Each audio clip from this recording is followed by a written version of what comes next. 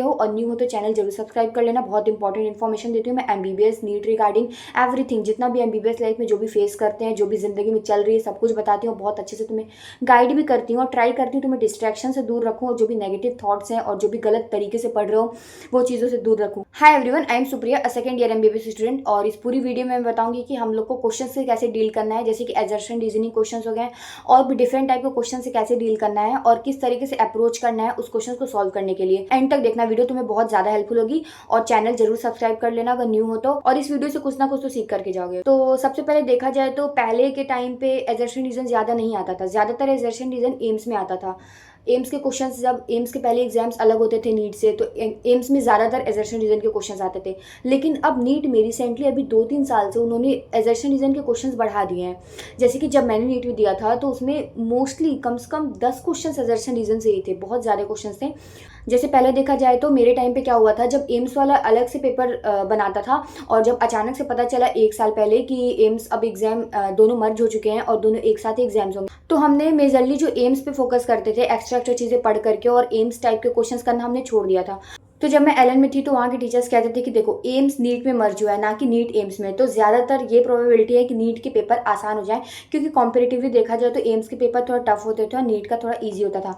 Tough in the sense कि ज़्यादा IQ based आते थे और कुछ रीजनिंग भी आते थे, लेकिन अब वो नहीं आते हैं। तो इसीलिए नीट में एम्स मर्ज हुआ है तो वो चीज़ का लेवल नीट के तरह ही हो रह गया है। लेकिन एक चीज़ उन्होंने इंक्रीज कर दी थी कि क्या एजर्शन रीजन के क्वेश्चन बढ़ा दिए थे। तो मैंने थ्रू आउट द जर्नी मैंने ये सीखा था, तो जब भी एजर्शन रीजन कर रहे हो तो सबसे पहले रीजन ढक लो, एजर्शन को पढ़ो और फिर उसके बाद तुम दिमाग लगाओ बिकॉज लगा करके। जब भी एजर्शन पूरा पढ़ लिया अच्छे से सोच समझ के सर बिकॉज लगाओ, उसके बाद खुद दिमाग में सोचो कि बिकॉज क्यों हो सकता है ये, क्यों, खुद से सोचो। अब खुद से जो तुम्हारा आंसर निकला है ना वो एग्जैक्टली बिकॉज का आंसर है। उसके अलावा रीजन में जो भी दिख रहा है तुम उसको तुम कर सकते हो कि नहीं, रीजन दोनों अगर सही भी होता है तो एजर्शन रीजन दोनों सही है, but you will mark the option सी।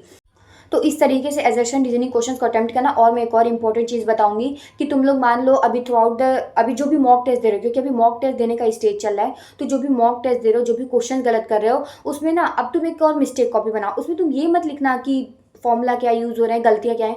तुम सिर्फ ये लिखना कि नॉट करेक्ट तुमने नहीं पढ़ा, करेक्ट नहीं पढ़ा, तुमने चारों ऑप्शंस को ध्यान से नहीं पढ़ा, तुमने 2 ऑप्शन में तुम्हें फॉल्ट लगा तो तुम दोनों में से तुमने एक ऑप्शन को चुना तो क्यों चुना। तो तुम ना ये सब गलतियाँ लिखना। तुम्हारे पास ना ऐसे 15-20 पॉइंट इकट्ठा हो जाएंगे जो तुम नीट के पहले देख कर जाना। एटलीस्ट वो गलतियाँ नीट पेपर में नहीं करोगे। और याद देखो, on and on mock test देते देते हम सोचते हैं कि हाँ वो चीज़ हमसे सही हो जाएगी, पर तुमसे नहीं होगी। नीट में भी तुम सेम गलती कर लोगे, इसलिए तुम उसको एक जगह लिखो। हमें याद नहीं रहती है कि हम क्या क्या गलतियाँ कर रहे हैं, हमें अपनी गलतियाँ भी नहीं याद रहती है, हमें अपना डाउट्स भी नहीं याद रहता है कि हमें डाउट क्या था। तो ये चीज़ को लिखो। जो भी तुमने मान लो कि कभी कभी क्या होता है ना कि मैं जब भी बोलती हूँ, जब भी तुम इनकरेक्ट देख रहे हो, नॉट करेक्ट देख रहे हो, तो तुम ना उसको सर्कल मार दो। कभी कभी देखो ये भी स्टेज ऑफ माइंड होता है कि तुम नॉट करेक्ट को भी सर्कल मार करके फिर भी तुम करेक्ट को टिक कर दे रहे हो।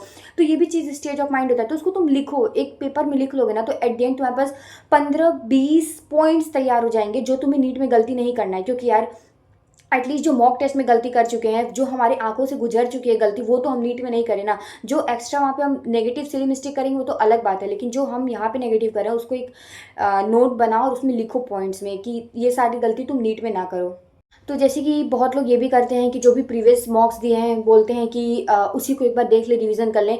तो मैं उससे ज़्यादा प्रीफर करूँगी कि तुमने ऑलरेडी नोट शीट तो बना लिए जो तुमने सिली मिस्टेक्स किया है, और दूसरी मैंने तुम्हें बताया था कि एक सेपरेट नोट्स बनाओ जिसमें तुम फॉर्मूलाज जो भी कॉन्सेप्ट गलत हो रहा है और बीच में पॉइंट्स गलत हो रहा है उसको लिख लो। तो ये दोनों शीट तुमने बना लिए, तुम्हें मॉक टेस्ट दोबारा जाकर के रिवीजन करने की ज़रूरत नहीं है।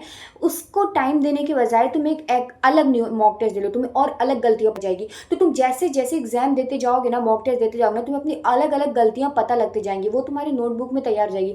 देखो अभी 1 महीना का टाइम है ना, तो अभी तुम फॉर्मूला का बनाओ या ना बनाओ, पर ये सिली मिस्टेक वाली नोटबुक जरूर बनाना कि तुमने कहाँ नेगेटिव किया था, क्यों नेगेटिव किया था। ये बहुत ज़्यादा क्रूशियल स्ट्रेटेजी होती है। तुम उससे नेगेटिव्स कम कर दोगे, तुम दिमाग में बैठा लोगे तुम यहाँ गलतियाँ कर रहे हो, वो चीज़ तुम नहीं करोगे।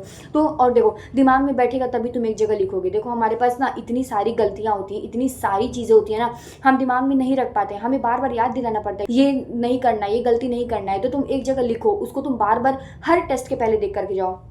जो भी नोट्स तुम्हारे पास 5-6 पॉइंट ही तैयार हुए हैं, लेकिन उसको हर टेस्ट के पहले देख कर जाओ। अभी से हैबिट बनते बनते नीट तक ना तुम वो चीज़ नेगेटिव नहीं करोगे। ये नेगेटिव का भी नेगेटिव जो मतलब कभी कभी होता है ना कि हाँ हमने पूरा ध्यान से पढ़ा ये था, फिर भी मैंने ऐसे कैसे ये मार्क कर दिया, वो भी दिमाग में होता है। तो वो सारी चीज़ें ना वो भी लिखो, तुम वो भी लिखो, वो भी अगर पढ़ करके जाओगे ना तो नीट में तुम गलती नहीं करोगे। और देखो मैंने भी बहुत ऐसे एक इंपॉर्टेंट गलती कर दिया था। जैसे एक क्वेश्चन था ऑर्गेनिक का और उसमें 4 ऑप्शन दिए हुए थे, ठीक है। 4 ऑप्शन थे और 4 ऑप्शन मतलब कि A B C D करके पॉइंट्स लिखा हुआ था, और ऑप्शन में लिखा था कि A and B are correct, B and C are correct, D. अब पता है मैंने ना वो चारों चीज़ नहीं देखी, मैंने डायरेक्टली वो जो 4 चीज़ लिखे थे ना, मैंने उसी में से ABCD में जो मुझे करेक्ट लगा उसको मैंने टिक कर दिया, OMR भी भर दी मैंने। फिर मुझे यार क्योंकि सेक्शन बी का क्वेश्चन था तो और लास्ट क्वेश्चन था तो मैंने ध्यान नहीं दिया उसको, और मैंने मार्क करने के बाद यार घर पे आकर के मुझे बहुत गिल्ट हुआ था। मैंने नहीं पढ़ा, मैंने नीचे नहीं देखा। तो कभी कभी ये भी हो जाता है। मतलब मुझे पता है यार, मैं अभी तुम लोग को बोलूंगी कि तुम लोग बहुत ऐसे हवा में रह के क्वेश्चन मत सॉल्व करना, पर हवा में नहीं, वहाँ पे स्टेट ऑफ माइंड ऐसा होता है कि हमसे गलतियाँ हो जाती हैं। तो तुम ट्राई करना ना कि वहाँ पे पूरा पेपर पढ़े, पूरा पेपर एंड तक। तुमने जब तक पॉइंट फुल स्टॉप नहीं देख लिया, PTO पे प्लेस टर्न ओवर का नहीं देख लिया, वहाँ तक पढ़ो, तुम पूरा पूरा पढ़ो। देखो तुम्हें लगेगा कि अरे ये तो बहुत आसान क्वेश्चन आ गया है, मुझे आता आता है। तो ये चीज़ ना बहुत हाइप करके दिमाग में मत रखना, ट्राई करना।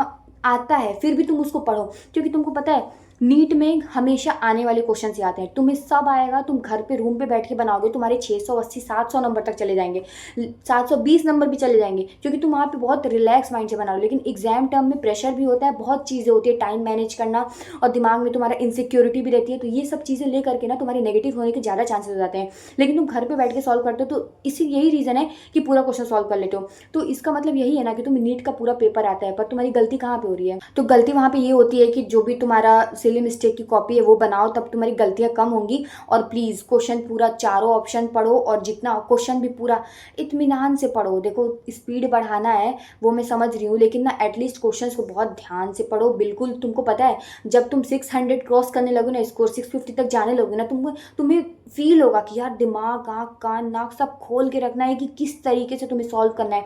तुम्हें हर डायरेक्शन में सोचना पड़ेगा, हर डायरेक्शन में। ये चीज़ तुम्हें सीखने के लिए ना ये सब चीज़ें एटलीस्ट जो बेसिक चीज़ें नेगेटिव हो रही है उसका तो तुम नोटशीट बना के रखो। और उसके अलावा जो गलतियाँ हो रही है जिसमें बहुत ज़्यादा तुम्हें दिमाग लगाना है, वो तो तुम सीखो, वो तो तुम्हें मेहनत करना ही करना है। लेकिन एटलीस्ट ये सब जो छोटी छोटी गलतियाँ हैं वो तो मत करना। और यार मैं जितने भी पॉइंट्स बताए इसको हल्के में मत लेना, मैं बोल रही हूँ तो प्लीज़ उसका लिखो, क्योंकि मैंने भी फेस किया है नेगेटिव, मैंने भी सिली मिस्टेक्स फेस किया है, और मुझे पता है किससे कोप अप कैसे होते हैं।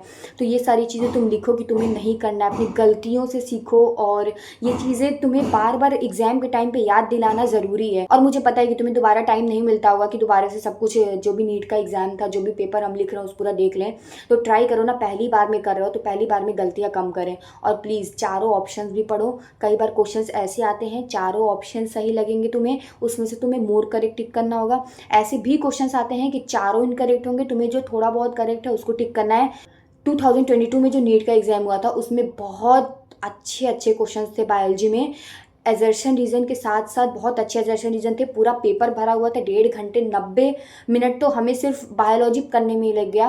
तो तुम उससे पैनिक नहीं होना, अगर टाइम लग रहा है बायो में तो ऐसे पैनिक नहीं होना, स्पीड बढ़ाना लेकिन पैनिक नहीं होना। क्योंकि तुम ना अपने दिमाग में रखना कि हाँ अगर एनटीए ने बायो के साथ बदतमीजी की है तो फिजिक्स केमिस्ट्री में ज़रूर कुछ ना कुछ आसान किया होगा, ठीक है। और फिजिक्स के पेपर देखो बहुत आसान था, बस ऐसे ही टिक करने वाले थे। तो तुम पैनिक नहीं होना, अगर किसी में टाइम लग रहा है ना तो इसका मतलब उसका इस तरीके से माइंडसेट डिज़ाइन है। और एक और चीज़ है, नीट वाला बहुत टफ क्वेश्चंस नहीं पूछता है, बहुत आसान चीज़ पूछेगा, और तुम्हें उस पॉइंट ऑफ टाइम पे तुम्हारा अटेंशन कैसा है वो चीज़ चेक करता है वो, कि तुमने ये चीज़ गलत पढ़ ली, ये चीज़ मिस्टेक कर ली। वो तुमसे ना सिली मिस्टेक्स कराना चाहता है। नीट का तुम यही गेम है, नीट का तुम समझ गए ना कि कैसे सिली मिस्टेक्स को ठीक करना है, तो वो सही हो जाएगा। क्योंकि नीट वाला बहुत हाई फाई क्वेश्चन नहीं पूछता है, वो छोटी छोटी क्वेश्चन में ना इस तरीके से सिली मिस्टेक्स करवा देगा ना। तो वही चीज़ तुम्हें प्रिसीजन चाहिए। चलो ठीक है, वीडियो एंड करते हैं। और भी कोई डाउट्स हो तो कमेंट सेक्शन में लिख सकते हो। तुम्हारे मैं कोशिश करती हूँ कि सारे कमेंट्स में मुझे जो भी रेलेवेंट लगता है ना, बहुत रेलेवेंट चीज़ें निकाल करके मैं सोचती हूँ उसका वीडियो बना दूँ जो तुम्हें नीड होगा, ठीक है। और भी कोई डाउट्स हो तो कमेंट सेक्शन में लिख सकते हो। और न्यू हो तो चैनल जरूर सब्सक्राइब कर लेना, बहुत इंपॉर्टेंट इन्फॉर्मेशन देती हूँ मैं एमबीबीएस नीट रिगार्डिंग एवरीथिंग, जितना भी एमबीबीएस लाइफ में जो भी फेस करते हैं, जो भी जिंदगी में चल रही है, सब कुछ बताती हूँ। बहुत अच्छे से तुम्हें गाइड भी करती हूँ और ट्राई करती हूँ तुम्हें डिस्ट्रैक्शन से दूर रखूँ, और जो भी नेगेटिव थॉट्स हैं और जो भी गलत तरीके से पढ़ रहे हो वो चीज़ों से दूर रखूँ। ड्रॉप ईयर लेने लेने का सिर्फ एक ही मतलब रहता है, क्योंकि ना वो लोग गलत तरीके से पढ़ते हैं। मुझे पता है वो दिन रात मेरे से भी ज़्यादा पढ़ते होंगे, लेकिन वो गलत तरीके से पढ़ रहे हैं, इस वजह से उनका सिलेक्शन रुक जाता है। तो ऐसा नहीं करना। मैं चाहती हूँ कि तुम लोग को एक नया मतलब नया राह दिखाऊँ, तो एटलीस्ट तुम लोग फॉलो किया करो जो मैं बोला करूँ। और चलो ठीक है, इस वीडियो में मैंने बहुत इंपॉर्टेंट चीज़ बताई है, उसको तुम अप्लाई करना। और चलो ठीक है, वीडियो एंड करते हैं। Bye bye.